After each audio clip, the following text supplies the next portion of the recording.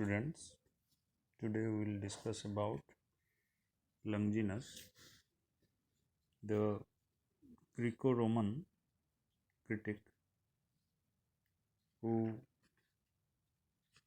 is responsible for initiating Romanticism as a distinct trait of critical theory,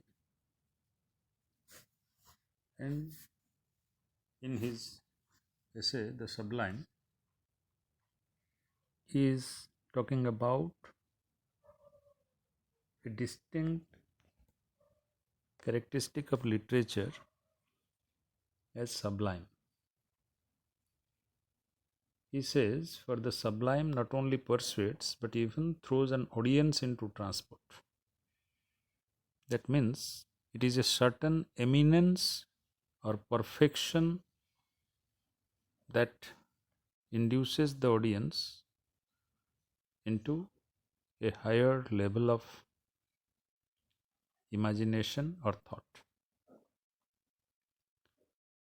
And to him, the sublime is endued with strength, irresistible, strikes home, and triumphs over every hearer. Therefore, he gives sublime an eminence or perfection.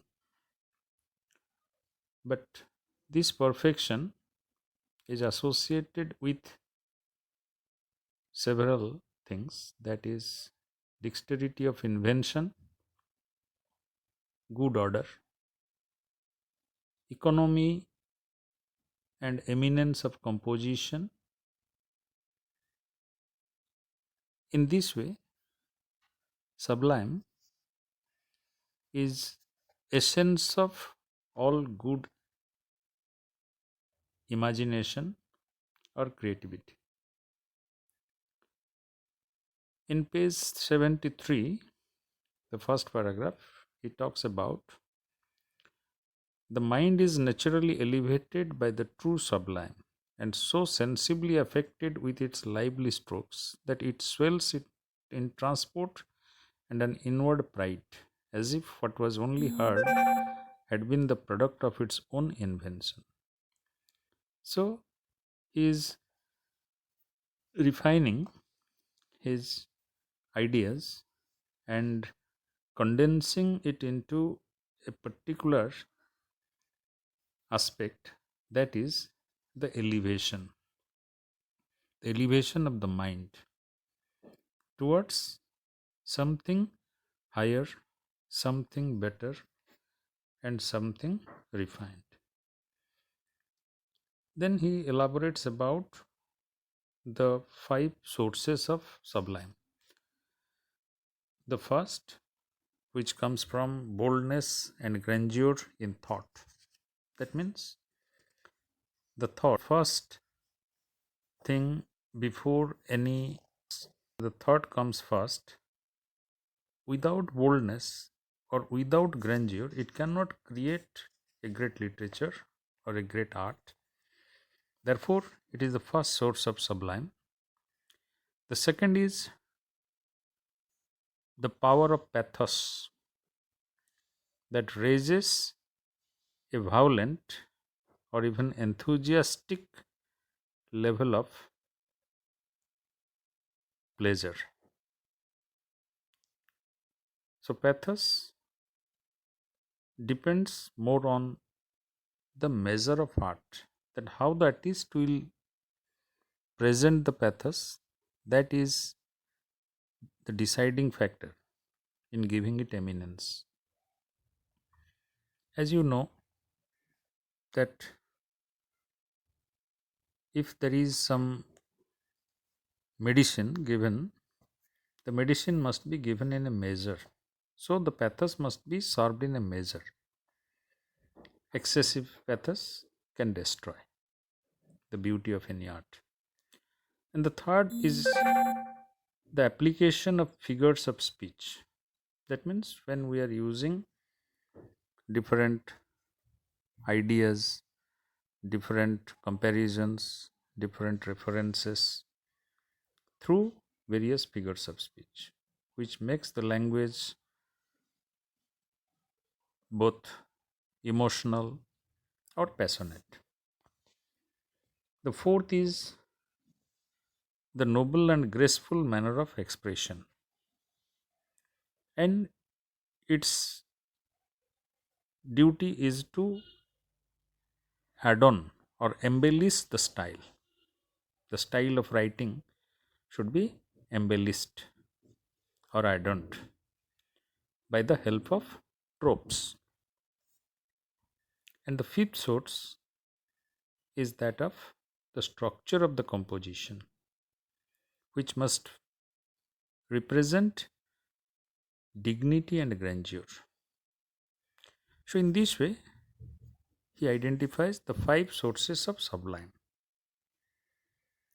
But then he goes on to elaborate that sublime is an image reflected from the inward greatness of the soul. That means, if the artist or the poet doesn't have that greatness within him, he can never create a sublime art.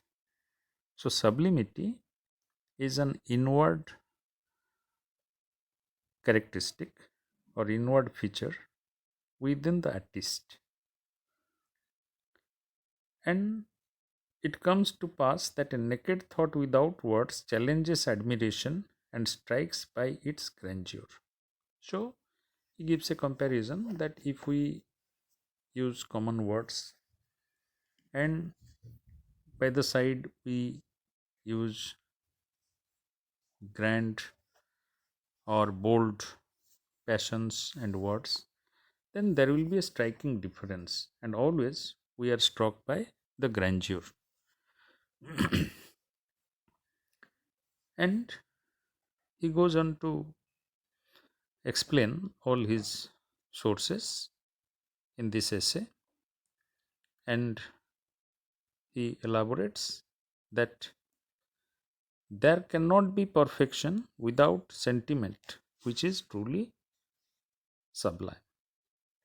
So, perfection is not achieved within poetry or art without a sublime sentiment. And in page 76, he talks about the definition of sublimity. This is the definition of sublimity in the middle paragraph, the last sentence. Sublimity consists in loftiness, but amplification in number. Whence the former is often visible in one single thought, the other cannot be discerned, but in a series and chain of thoughts rising one upon another. So he is telling sublimity consists in loftiness. Without loftiness, sublimity is not possible. And if we amplify something, it will only amplify in number. But sublimity is not quantitative, it is qualitative. Therefore, it has to be felt, it has to be realized or identified in a series of thoughts or chain of thoughts which are interrelated. And then he is telling that whatever is neat and accurate throughout must be exceedingly liable to flatness. At the same time, he is also talking about the perfection in writing. He is differentiating between perfection and sublime by telling that a perfect writing, that means when we try to write perfect sentences, perfect things grammatically, that will be a flat writing that cannot elevate our thoughts. And he is also rejecting the idea that there should not be any imperfection in an artist. Every artist, being human, must have imperfection, but the imperfection should not be the sole thing within the literature. And when we have the grandeur of thought and elevation of our passions, The ordinary faults or the ordinary imperfections, they will be covered up. Rather, they will provide the uniqueness of the literary idea. And in the final paragraph, he is telling those other inferior beauties sue their authors to be men, but the sublime makes near approaches to the height of God. So, if an artist achieves sublimity in his writing, he is like God. As in God's creation, there are the variety from the smallest to the grandest of the creatures. So, a great writer, a sublime poet within his creation must have given equal emphasis on all aspects of emotions and passions. Therefore, he is telling the grand and the lofty command admiration,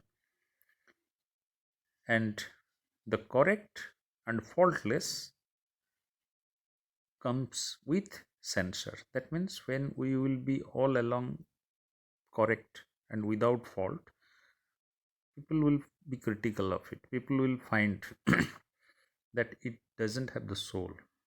But when we will approach grandness and loftiness, definitely that will bring the admiration. And in this way, he is subscribing to the idea of imagination. For the first time in poetry, he tells about imagination, which elevates the idea against the backdrop of Plato and Aristotle, who told about mimesis or imitation, an imitation of the ideal in nature. But Longinus is bringing out the grandeur in the thought of the poet instead of the creation. So that is the difference between Aristotle and Plato and that of Longinus.